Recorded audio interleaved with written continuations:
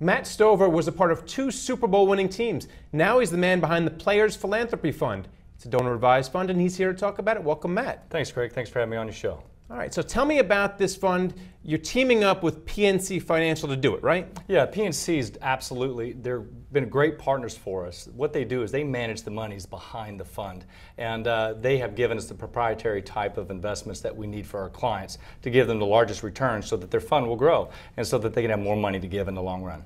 What exactly is a donor-advised fund? What are the tax advantages? Well, the big thing about a donor-advised fund is it's a public charity, and what that does is it gives people the ability to gift money into it, whether it's their own money or raised funds or even granted funds that they can then put into the fund and then donor-advise where it goes.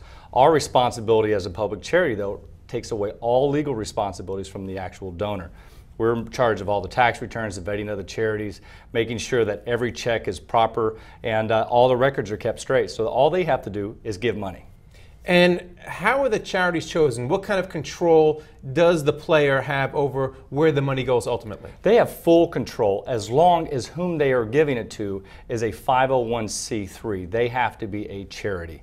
You just can't give it to any individual, but to individuals through a charity, you can do that. Now, how does your fund differ from funds from, say, Vanguard or Schwab? They also are in the donor-advised fund business. And they do great work, but what we have done, we saw the necessity of all athletes to be able to be partnered with somebody who can actually take them and give them best practices and share with them how to actually start a foundation and then partner within the cities and the communities that they're in. The biggest thing is that we walk them through it, where other donor-advised funds, all they do is write checks for them people. And who are some of the athletes in your particular fund? Well, Ed Reed's our big one. Randy Edsel, the head coach at University of Maryland, of course, Pam Shriver, the tennis player, myself, and we've got about 20 other athletes out there as well who, in regard to them being connected to the fund, it makes it super easy. Now, all they have to do is request for a grant to be made or a donation to be made. We vet it for them. We send out a check within 24 hours.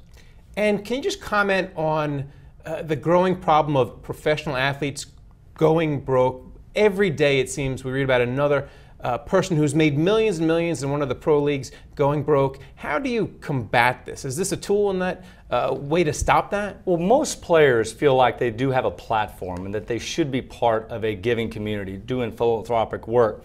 The issue is, do they really understand the money piece of it? We can all use a platform, but it requires an understanding of budgets, of business plans, of mission statements, of those things. That's what we do for the player within regard to their charitable dollars. It does take planning.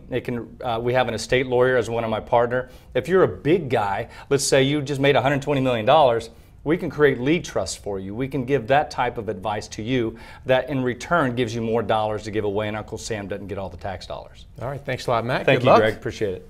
Thank you for watching The Street.